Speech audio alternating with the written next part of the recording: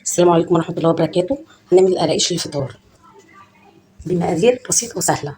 هنعمل مقدار كيلو دقيق، عليه كوباية لبن، وعليه كوباية سمنة بلدي، زيت نص سمنة على زيت زي ما انت عايز، على نص كوباية سكر، ومعلقة بيكنج باودر، ومعلقة خميرة، وهنحط ريحة كعك، وهنعزز الطعم، وهنحط ريحة موز، وطبعا ذرة ملح.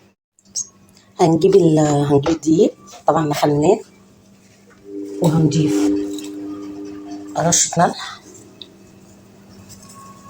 هنجيب المادة الدهنية،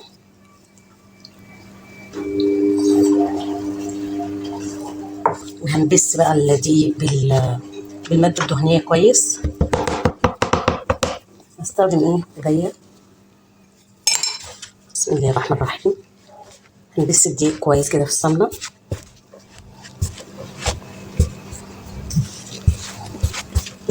لحد ما نخلي الدقيق يتخلل المادة الدهنية كويس.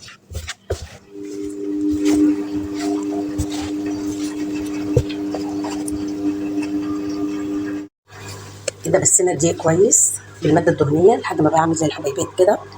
وبعد كده هنضيف معلقة ريحة كعك،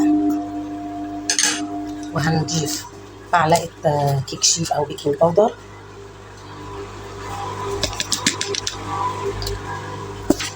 وهندمج المكونات دي كلها مع بعض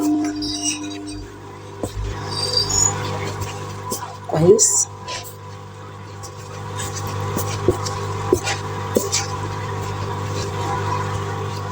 بعد كده هنحط نص كوباية السكر، ممكن يبقى سكر ناعم أو سكر مجروش عادي، وبرضه هندمج كل المكونات دي مع بعض كويس.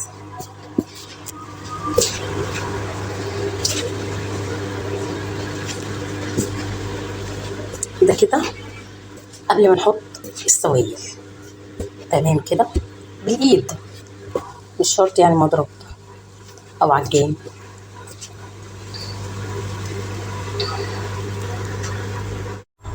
احنا هنا بقى حطينا كيس معلقة خميرة فورية، وحطيناها عليها معلقة سكر، حطيناها في ربع كوباية لبن أو مية دافية. وبعد كده هنروح ضايفين الخميرة كده. طبعا احنا كده عشان نختبرها ونشوفها الخميرة صالحة ولا لأ. وبعد كده هنلم بإيه؟ بالسوائل اللي هو كوباية اللبن أو مية. طبعا مش هنحط كوباية المية كلها، هنحط كده، لأن طبعا النوعية دي بتختلف من نوعية لنوعية بالنسبة لشرب لامتصاصها للسوائل. احنا كده يعني مش هنعجن، احنا كده هنلم على قد ما نقدر.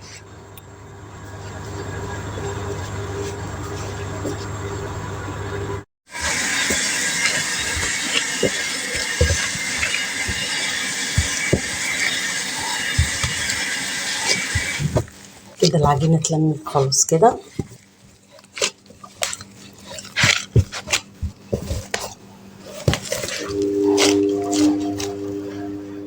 خلاص كده العجينة بقت جاهزة. هنسيبها بقى عشان ترتاح، وهنحط على الوش بتاعها هنحط مادة دهنية عشان خاطر ما تشققش. وبعد كده هنغطيها بقى ونسيبها عشان خاطر ان هي ترتاح نص ساعة، ساعة يعني. نسيبها بقى ترتاح، وبعد كده نكمل الخطوة. كده بعد ما سيبناها تخمر نبدأ بقى نشكلها. طلع طبعا منها الهواء الأول.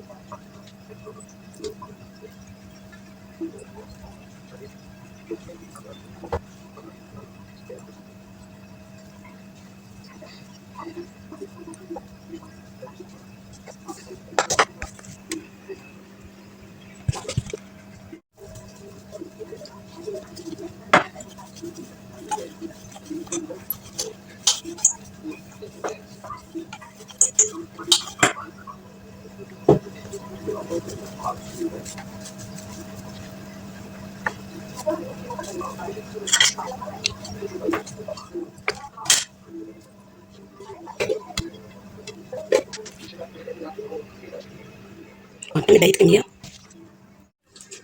وادي خلصنا كل كمية كده. في خطوة تانية هتتعمل، هنجيب شوية لبن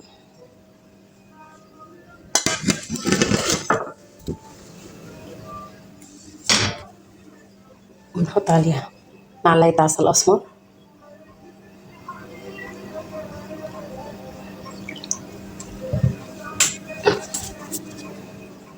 ندوب بقى الخليط ده كله، نبتدي نمسح على الوش كده. هنعمل بقى كل الكمية ونسيبها تخمر، وبعد كده نحطها في الفرن على درجة حرارة 180 لمدة نص ساعة. وادي القرص او القراقيش بعد ما طلعت من الفرن. ارضيتها مستوية ازاي. حاجة بقى للفطار كده، وبألف هنا وشفا. السلام عليكم ورحمة الله وبركاته.